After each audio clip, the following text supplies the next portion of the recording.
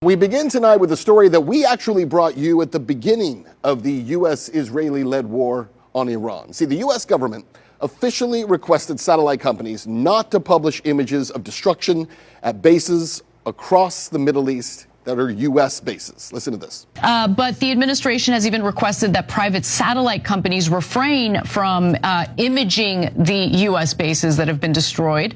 And that was confirmed by a satellite company called Planet Labs. Now, a Pentagon official also stated the following. We do not discuss battle damage assessments for operation security reasons.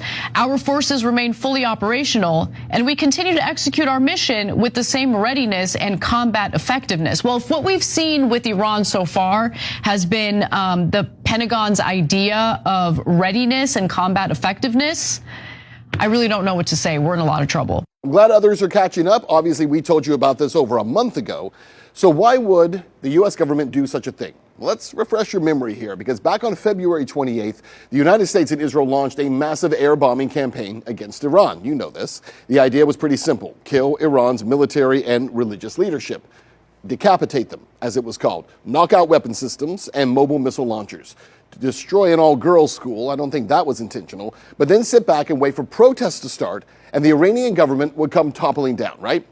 That was the plan, that was the story, but the problem is this did not happen the way that they told us it would. In fact, we all now know what did happen in reality. And what was that? Iran struck back, and hard. The Strait of Hormuz has been shut down now for over 2 months. Almost overnight, countries all across the region took week after week of heavy Iranian drone and ballistic missile bombardment. We're talking about Israel and Qatar and Saudi Arabia and Bahrain, the United Arab Emirates, Kuwait, even Jordan felt Iran's wrath. But here's the thing, that's not all that happened, because Iran, more importantly, struck hard at U.S. military bases all around the region. These are bases that had completely encircled Iran. And almost all of those countries, those bases, were obliterated. Very little on those attacks was actually reported in mainstream media here in the U.S., but we reported it here because it was obvious to anyone following this war that the United States had been hit, and hit hard. At least 16 U.S. military bases across the Gulf were hit by Iranian missiles. We're talking about the air base in Qatar, where President Trump actually visited just last year. That also includes the U.S. Navy's 5th Fleet headquarters in Bahrain. As of right now, the death toll from these strikes stands at 13 dead American service members. Around 400 have been injured. But tens of thousands have been evacuated. And that's because many of the bases in the region, they look like this. Facilities and barracks in ruins. Smoke rising, death and destruction all around. And current estimates reveal it could cost hundreds of billions, if not trillions of dollars, to rebuild these bases, and years before they would ever become fully operational again. Now you understand why these images, these satellite images, were censored and blurred or completely blotted out. Like this airbase in Kuwait, you can see clearly how the image's resolution was lowered to conceal the extent of the damage that was done there. And this is a trend going back to even 2024 and 2025, when damage from Iranian airstrikes on Israel was censored by that same company, Planet Labs. Also, Google and Apple, they're in on it. Luckily for us, China and Russia refused to censor those satellite images.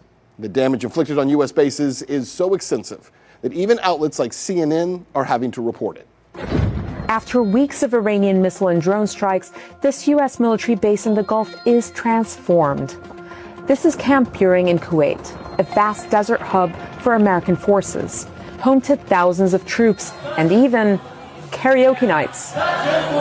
It's one of many U.S. military facilities in the oil-rich Arabian Peninsula targeted by Iran, even as the U.S. and Israel pummeled its large arsenal. So just how hard has America's footprint in the Middle East been hit? A CNN investigation found evidence of unprecedented destruction. We can reveal that strikes damaged at least 16 U.S. installations across 8 countries. According to our analysis and sourcing, that's the majority of American military positions in the region, and some of them are virtually unusable now. Iran's targets? Multi-million-dollar aircraft, like this, Boeing E-3 Century, which gave the U.S. a huge amount of visibility over the Gulf. It's out of production, and in today's money, it's worth nearly $500 million.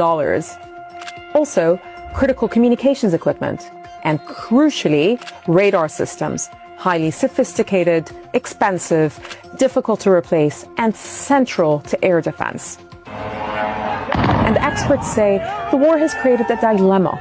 Is America's presence in the Gulf making the region safer, or is it becoming its Achilles heel? Glad they finally did it. Congratulations, CNN. It only took you 2 months to report what we were talking about from the very beginning, and we knew within the first week of this war. You know it's bad when mainstream outlets like CNN are finally reporting extensive damage to U.S. military bases. And now it's clear why these images had to be censored. The whole myth of American military supremacy has been shattered. We can't protect our Gulf allies. We can't even protect our own troops in our own very state-of-the-art military facilities. Now, it's doubtful if the United States can ever return in force, like we had before, to the Middle East.